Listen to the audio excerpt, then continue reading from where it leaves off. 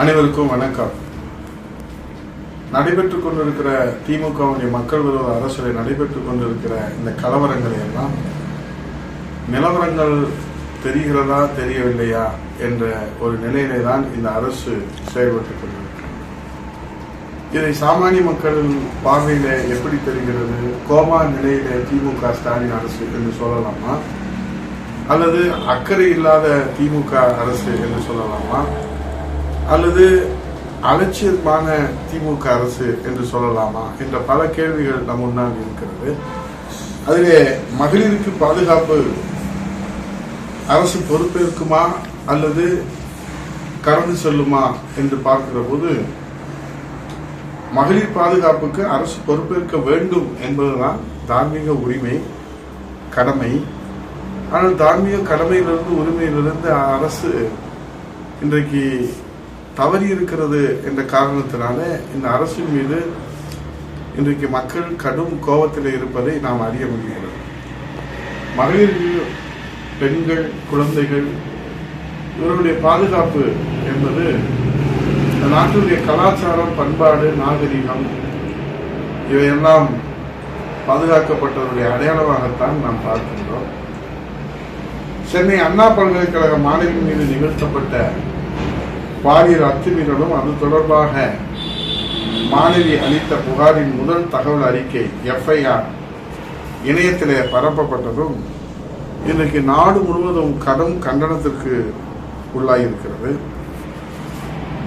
கல்வி நிறுவனங்களிலேயே பெண்களின் பாதுகாப்பு கேள்விக்குறியாவதோடு பாதுகாப்பு குறித்த அச்சத்தையும் இன்றைக்கு நாட்டு மக்களிடத்தில் ஏற்படுத்தியிருக்கிறது.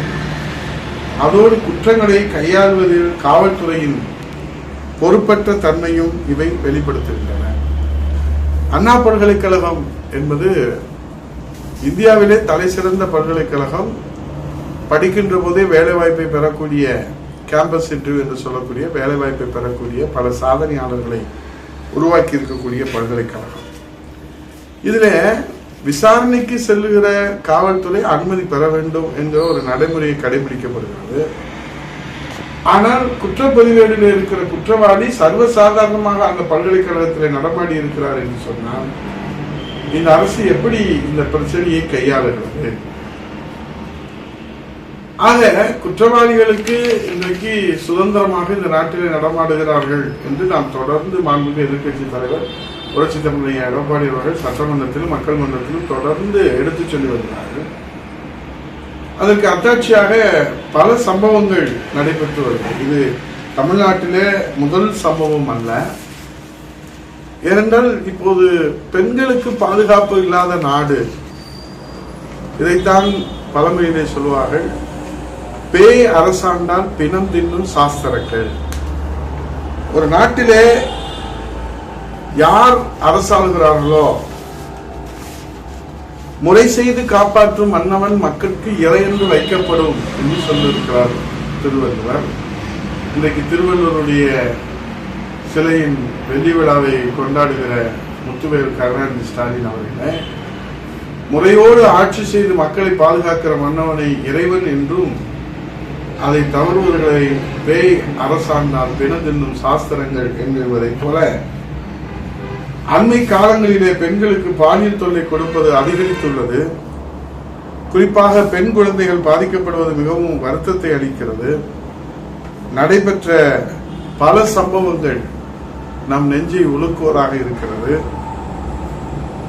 புதுக்கோட்டை தெற்கு மாவட்ட சுற்றுச்சூழல் அணியினுடைய செயலாளர், திமுகவுடைய செயலாளர் பாரதிராஜா என்பவர் ஆவடையார் கோயில் அரசு மருத்துவமனையில் பணிபுரியும் செவிலியர் ஒருவரின் ஆபாச வீடியோவை அவரது கணவரிடமும் செவிலியரிடமும் காட்டி தனக்கு 10 லட்சம் ரூபாய் தர வேண்டும் என்றும், அவ்வாறு தரவில்லை எனில் வீடியோவை சமூக வலைதளங்களில் வெளியிட்டுள்ளேன் என்று மிரட்டியதாக புதுக்கோட்டை காவல் கண்காணிப்பாளர் மற்றும் புதுக்கோட்டை மாவட்ட ஆட்சித்தலைவரிடம் கடந்த 13 நாட்களுக்கு முன்னாக புகார் அளித்த நிலையில குற்றவாளி திமுக பிரமுகர் பாரதி ராஜா மீது வழக்கு பதிவு செய்யாமல் இருப்பதாக செய்திகள் வருகின்றன.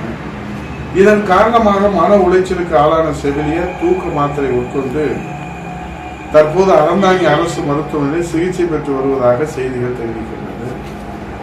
அதே போன்று சென்னை சிந்தாதிரிப்பேட்டையில் மனநலம் குன்றிய மாணவியை 10க்கும் மேற்பட்டோர் தொடர் பாலியல் வன்கொடுமைக்கு ஆளாக்கப்பட்டதாக வரும் செய்தி அதிர்ச்சி அளிக்கிறது.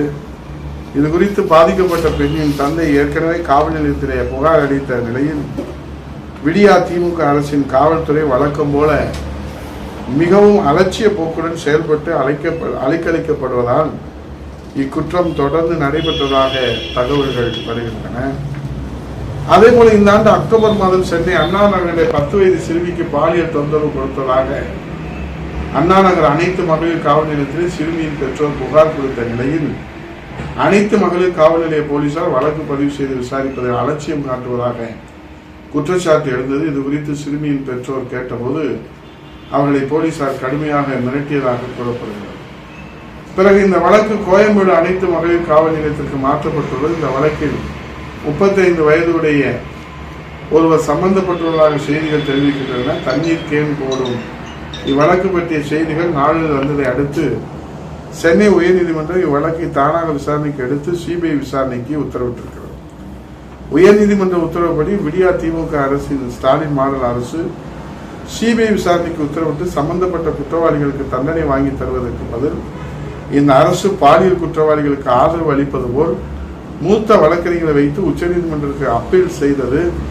வழக்கை விசாரித்த உச்சநீதிமன்றம் 9 அதிகாரிகள் கொண்ட சிறப்பு புலனாய்வு குழு விசாரணை நடத்த வேண்டும் என்றும் இதனை சென்னை உயர்நீதிமன்றம் கண்காணிக்க வேண்டும் என்றும் விசாரணை குழுவில் தமிழ்நாட்டில் பணிபுரியும் பிற மாநில 2 பெண் IPS அதிகாரிகள் இடம்பெற வேண்டும் என்றும் உத்தரவிட்டிருக்கிறார்.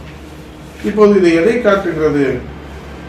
அண்ணா பல்கலைக்கழக மாணவி ஒருவர் டிசம்பர் 23 அன்று இரவு பல்கலைக்கழக வளாகத்துக்குள்ளே பாலியல் துன்புறுத்தலுக்காக ஆளாக்கப்பட்டார்.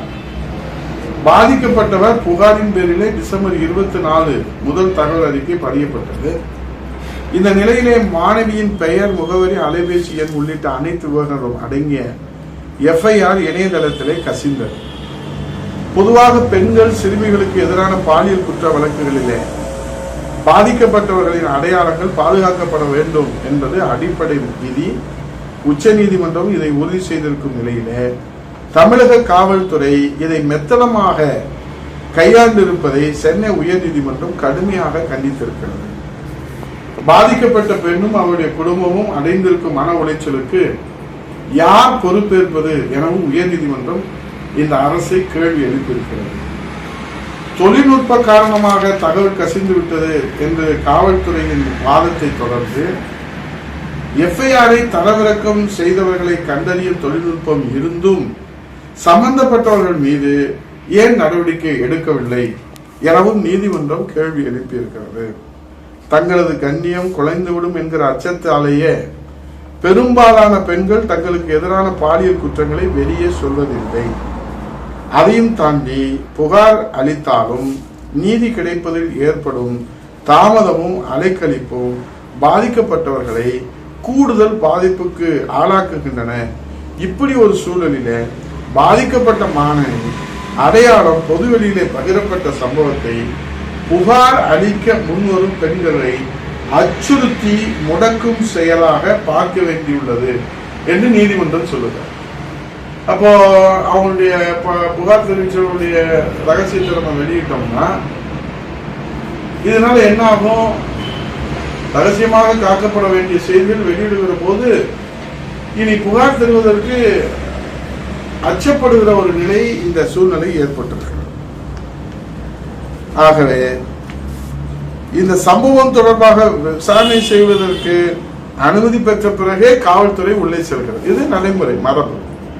ஆனால் குற்ற வழக்கு 20 வழக்குக்கு மேலே குற்ற பின்னணி உள்ள ஒருவன் கண்காணிப்பிலே, காவல்துறை கண்காணிப்பிலே இருக்க வேண்டியவன் எப்படி சுதந்திரமாக சர்வசாதாரணமாக அண்ணா பல்கலைக்கழகத்தினுடைய வளாகத்திலே சுற்றித் திரிய முடிந்தது? இது மிகப்பெரிய கேள்வி. இந்த சம்பவத்தில் பாதிக்கப்பட்ட மாணவியை குற்றவாளியை ஆக்கும் நோக்கில் அவரது நடத்தையும் கண்ணியத்தையும் கேள்விக்குறியாக்கி இருக்கிற நம் சமூகத்தினுடைய நிலைமையை நாம் பார்க்கிற போது கவலையாக இருக்கிறது என்று நீதிமன்றம் இது குறித்து இந்த பிரச்சனையை கையாண்டு இருக்கிற திமுகவினுடைய நிலை குறித்து கவலை தெரிவித்திருக்கிறார். ஆகவே நீதியரசர்கள் கண்டனம் தெரிவித்திருக்கிறார்கள், கவலையும் தெரிவித்திருக்கிறார்கள். ஆகவே இந்த மக்கள் என்ன நினைக்கிறார்கள், என்ன எதிர்பார்க்கிறார்கள்? ஒன்று, இது போன்ற பிரச்சனைகள் வரக்கூடாது, இது போன்ற நிகழ்வுகள் நிகழக்கூடாது. இது முதல் ஆப்ஷன். அப்படி நடந்துவிட்டால் இது போன்ற பாலியல் குற்றங்களின் போது பிரச்சனைகளை திசை திருப்பதை விட நேர்மையான முறையில் விசாரணை நடைபெறுவதை உறுதி செய்வதோடு குற்றவாளிகளுக்கு காலதாமதமின்றி தண்டனை கிடைக்க செய்வதன் மூலம்தான் மக்களின் நம்பிக்கை இந்த அரசு பெற முடியும். அப்ப இது தெளிவா இருக்கு. ஒன்று, நடைபெறவே கூடாது. அப்படி நடைபெற்றால் பாரபட்சமின்றி பிரச்சனை திசை திருப்புவதை. அப்ப இந்த அரசு என்ன செய்யுது? இப்போ நீதிமன்றம் சொல்லுகிற முதல் கண்டனமோ கவலையோ அல்ல இது. ஏற்கனவே தமிழகம் முழுவதும் சந்து பொந்து இன்று இடுக்கு கிராமங்கள் தோறும் போதைப் பொருள் நடமாட்டம் அதிகரித்திருக்கிறது. இது கவலை அளிக்கிறது. இதை உடனடியாக தடுத்து நிறுத்தவில்லை என்று சொன்னால் நீதிமன்றமே குழு அமைத்து இதை தடுப்பதற்கான நடவடிக்கை எடுக்கக்கூடிய ஒரு சூழ்நிலை வரும் என்று எச்சரித்திருந்தார்.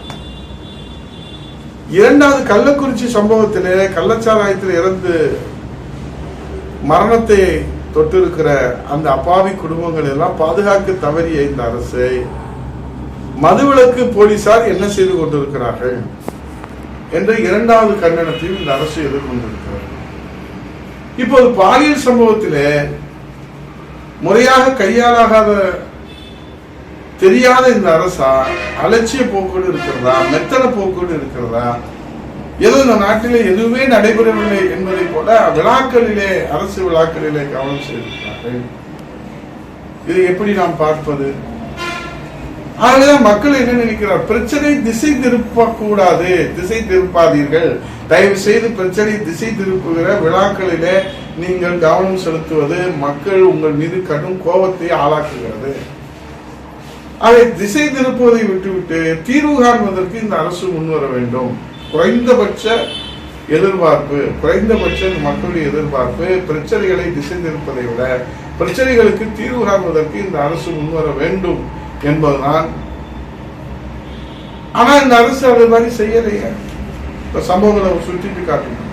அதான் மாண்புமிகு எதிர்கட்சி தலைவர் முன்னாள் முதலமைச்சர் புரட்சி தலைவர் எடப்பாடி அவர்கள் சிபிஐ விசாரணை வேண்டும், நீதிமன்றமே சிபிஐ விசாரணை என்று சொல்லப்படுகிறது. கள்ளக்குறிச்சிக்கு சிபிஐ விசாரணை, போதைப்பொருள் நடமாட்டத்திற்கு சிபிஐ விசாரணை, பாலியல் துன்புறுத்தலுக்கு சிபிஐ விசாரணை, இப்போது அண்ணா பல்கலைக்கழக மாணவியை பாலியல் துன்புறுத்தலுக்கு சிபிஐ விசாரணை.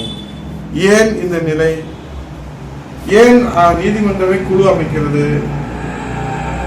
இந்த ஸ்டாலின் திமுக அரசின் காவல்துறை மீது மக்கள் நம்பிக்கை இழந்து விட்டார்கள். ஏனென்றால் ஸ்டாலின் அரசு காவல்துறையை சுதந்திரமாக செயல்பட முடியவில்லை.